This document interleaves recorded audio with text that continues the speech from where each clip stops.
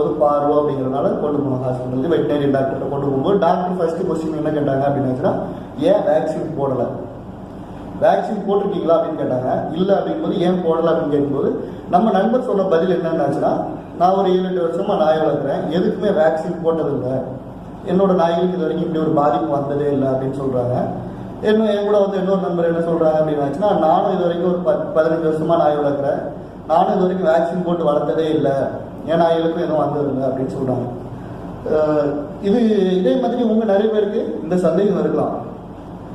மெயினா அவருக்கு பெரிய சந்தேகம் என்ன இருக்கணும்னாச்சுன்னா, நம்ம ஸ்ட்ரீட்ல இருக்க டாக்டர்லாம் யாருங்க வேக்சின் போடுறா, ஸ்ட்ரீட் டாக்டர் யார் மெடிசன் கொடுக்குறா, அதெல்லாம் நல்லா தானே இருக்கு, அப்புறம் எதுக்கு நம்ம வீட்டில் வளர்க்குற நாய்களுக்கு மட்டும் மெடிசன் கொடுக்கணும், அதுக்கு மட்டும் எதுக்கு நம்ம வேக்சின்லாம் போட்டு ப்ராப்பராக வளர்க்கணும்னு சொல்றீங்க அப்படின்ட்டு நிறைய பேருக்கு நிறைய கொஸ்டின்கள் இருக்கும். அந்த வீடியோ பார்த்துருந்தீங்கன்னாச்சுன்னா